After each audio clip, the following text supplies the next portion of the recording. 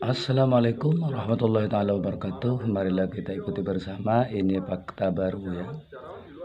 Fakta yang sangat akurat ya. Bahwa Nabi Isa yang disalib itu adalah palsu. Ini benar apa yang telah dikatakan oleh Allah Subhanahu wa taala, "Wa ma qataluhu wa ma salabuhu walakin syubbiha lahum." Dan mereka tidak pernah membunuh Yesus dan tidak menyalibnya ya. Akan tetapi diserupakan ya rupanya dengan Nabi Isa, seperti itu. Ini harus diposisikan sebagai dokumen dulu. Kita harus melepaskan dari doktrin atau agama atau apapun yang berkaitan dengan iman. Tapi kita meletakkan dokumen itu sebagaimana apa adanya. Jadi kalau Pak Edi tanya dokumen apa ya yang bisa dijadikan sumber yang paling awal mengenai nama Yudas itu, ya, tafsir Muqatil Ibn Sulaiman. Tafsirnya. Iya. Dan itu tidak mungkin mengutip dari Injil Barnabas abad 16. Itu logika sederhana saja. Berarti dia telah mengutip dari dokumen yang lebih kuno. Dan dokumen yang lebih kuno itu yang kemudian ada semacam pelarangan dari Paus Gelasius dalam dekretnya, keputusan resmi gerejawi yang disebut Decretum Gelasiae. Ya, saudara-saudaraku sekalian, menarik ya, di sini sudah terbuka.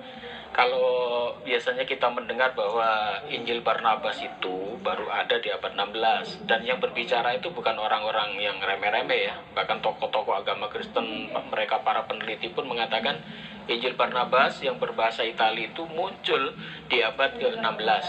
Sekarang sudah terbuka bukti baru, ternyata itu sudah ada pelarangan di gereja awal. Bahkan di abad ke-5, Injil Barnabas itu ternyata sudah eksis, tetapi dilarang oleh gereja. Bahkan abad keempat. Abad keempat, dan tersimpan di dalam museum mereka ya. Ya. Sebenarnya, meskipun mereka mengklaim bahwa Injil Barnabas itu ditulis abad keempat, kelima, itu juga bukan berarti bahwa Injil Barnabas ini adalah Injil asli yang ditulis oleh murid-murid Tuhan Yesus. Bukan, karena para murid ini, para rasul ini sudah meninggal di abad pertama, gitu ya. Nggak mungkin mereka hidup lagi di abad keempat, kelima nulis Injil. Itu kan sama dengan Injil Thomas, kemudian Injil siapa namanya? Injil Yakobus, Injil Maria Magdalena, Injil Filipus. Semuanya itu masuk dalam Injil-Injil apokrif atau Injil-Injil palsu. Karena ceritanya itu berbeda dengan Injil kanonik dan ditulis jauh setelah masa para rasul. Jadi begitu ya. Nah, kalau ada cerita mengenai Injil ini ada di literatur orang Katolik, saya baru dengar kalau ada cerita ini ya. Saudara boleh cek di website ataupun di buku-buku literatur manapun. Injil Barnabas itu baru ditulis abad ke-16 oleh seorang yang bernama Mustafa di Arande. Jadi ini ya. Dan kemudian mengenai tafsir Muqatil bin Sulaiman yang mengatakan bahwa yang disalib adalah Yudas ya. Ini kan bukan satu-satunya tafsir ya, karena ada banyak tafsir di dalam Islam itu. Jadi bukan hanya tafsir Muqatil bin Sulaiman. Contoh, tafsir At-Tabari. Tafsir At-Tabari ini mengatakan bahwa yang disalib adalah Sarjas. Nanti saya akan tunjukkan bukti-buktinya melalui video tidak biasa, gitu ya. Dan kemudian ada yang lain-lain yang disalib, bukan Yudas Iskariot. Kalau mengenai penyaliban Yesus di dalam Kristen itu fix, itu fakta sejarah bahwa yang disalib itu memang Yesus. Sejarawan di luar Kristen seperti Yosefus, kemudian Tacitus, kemudian Mara Ben Serapion, semua sejarawan-sejarawan di luar Kristen yang lain juga mencatat bahwa Yesus itu mati disalib. Jelas, fakta ini jelas gitu ya. Tapi ya mereka mau menyanggah yang disalib bukan Yesus, melainkan Yudas. Sekali lagi ya, bahwa di dalam Islam itu ada banyak tafsir, bukan hanya Yudas. Nah, mari kita melihat mengenai tafsir At-Tabari, siapa yang disalib, yang diserupakan dengan Yesus berikut ini. Shalom Bapak Ibu semua. melanjutkan video bantahan Allah Subhanahu wa taala tentang penyaliban Yesus Kristus sesuai dengan Quran surah 4 An-Nisa ayat 157 dan 158. Dan itu yang diyakini oleh saudara-saudara kita yang dari Islam.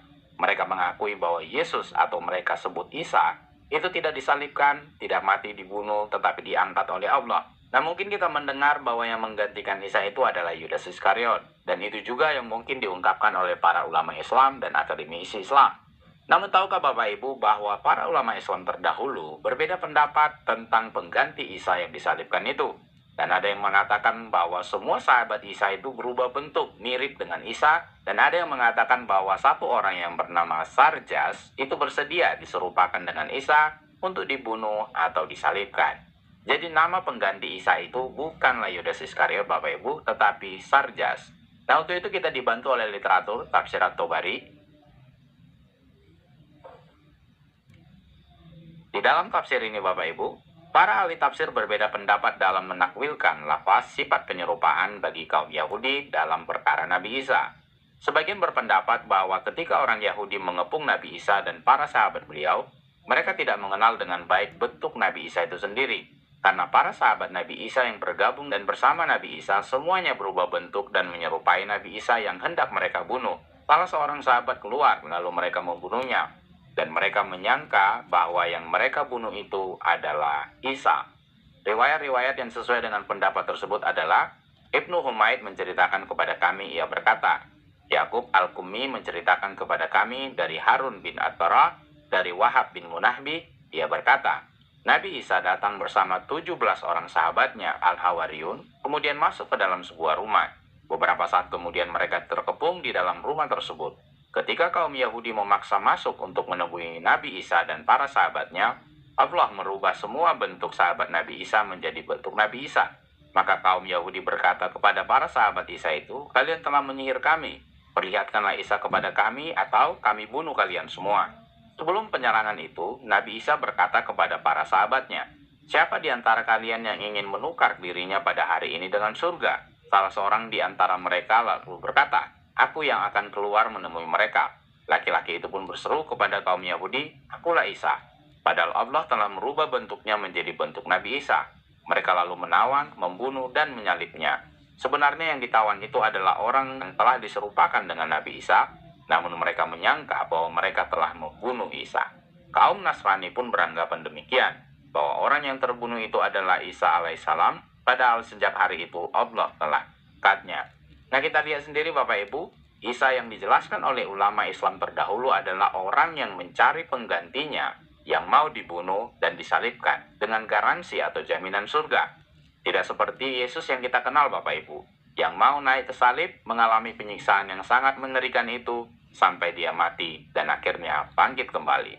Kita lanjut, pendapat yang lain. Kalau sebelumnya kita melihat bahwa semua sahabatnya itu berubah bentuk menjadi mirip seperti Isa, pendapat yang lain, ada yang berpendapat bahwa maksudnya adalah Nabi Isa bertanya kepada orang-orang yang sedang berada bersamanya dalam sebuah rumah agar bersedia untuk diserupakan dengan dirinya. Seorang laki-laki mempertaruhkan dirinya untuk melakukan hal tersebut. Ia menerima untuk diserupakan dengan Nabi Isa.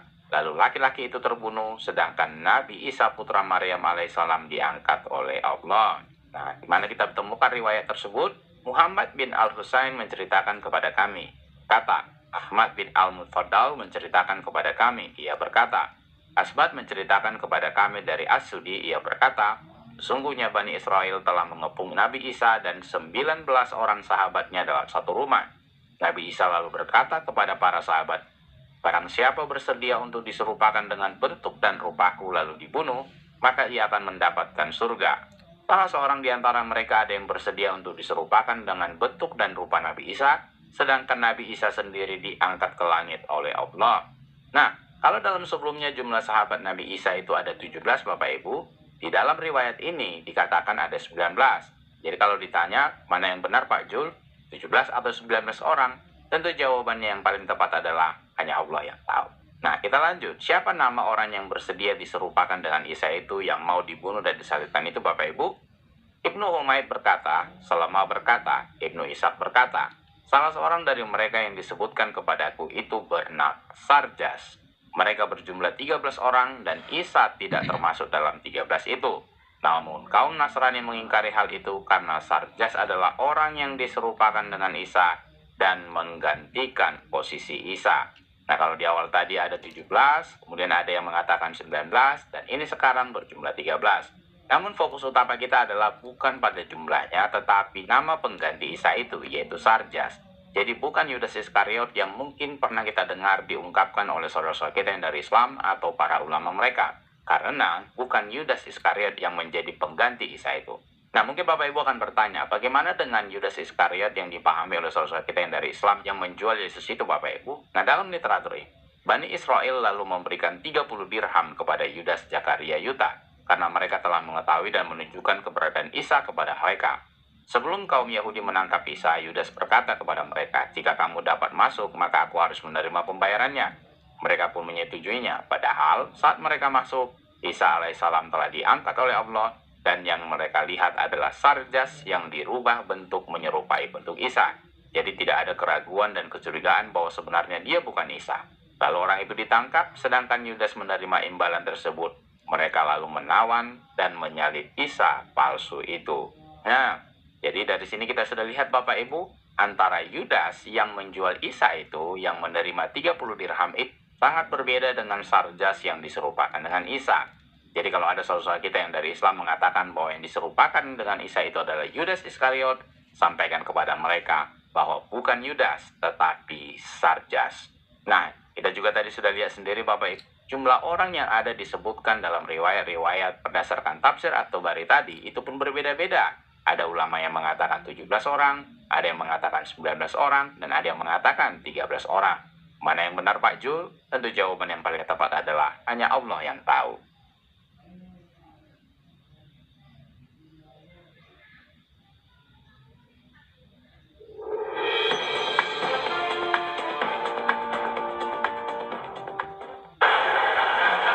Assalamualaikum Ustaz. Waalaikumsalam warahmatullahi. Nama antum siapa? Lukman Sonata, Asli dari mana antum? Surabaya. Hah? Surabaya tapi istrinya di Bojonegoro. Istri Bojonegoro Oh, jauh. Bojonegoro. Jen. Monggo. Jadi ini yang saya tanyakan, ini apa di pertanyaan di dari diri saya dan saya belum menemukan jawabannya. Karena saya di Ustadz perbedaannya selalu ada. Apa itu? Jadi apa Mas? soal siapa yang menggantikan Isa pada waktu disalib. Jadi salah satu Ustadz bilang bahwa Yudas itu adalah tipu daya besar, orang khianat. Ada yang bilang bahwa ada 12 sahabat Hawariyun, sahabat Isa yang terbaik. Itu jadi pertanyaan saya. Saya jawab berdasarkan tafsir Ibnu Katsir. Ketika Isa dikepung di sebuah rumah dengan kaum Hawariyun, 12 sahabat. Ini tafsir Ibnu Katsir loh, bukan qala Munzir. Ya. Keliling sudah pasukan Romawi. Yahudi itu penakut sebenarnya Mas. Dia memanfaatkan Romawi untuk membunuh Yesus Isa Al-Masih ketika itu. Apa kata Isa?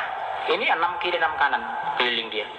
Sahabatku, siapa yang bersedia wajahnya diripkan dengan wajahku, tapi risikonya mati disalib, imbalannya kelak bersamaku di sorga.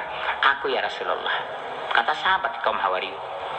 Diulang lagi oleh Isa Al-Masih, sahabatku, siapa yang mau wajah dimiripkan dengan wajahku, tapi akan dibunuh, akan disalib, tapi imbalannya bersamaku kelak di sorga. Aku ya Rasul. Sampai 3 kali. Begitu langsung dimiripkan wajahnya, Isa Al-Masih diangkat, ruh dan jasadnya ke langit. Dikepunglah rumah, ditangkaplah yang tadi. Tidak ada kewajiban kita mengimani siapa yang disalib ini, Yudas Iskariot atau tidak. Kewajiban iman kita hanya 2, bahwa yang disalib bukan Isa. Yang kedua, yang disalib kaum Hawariyun. Yang mengatakan Yudas Iskariot itu berpeluang dari Israeliat, ilmu dari Yahudi, informasi dari Yahudi. Hati-hati penyesatan, ini tafsir loh ini. Ya demikianlah ya kontroversial tentang siapa yang disalib ya.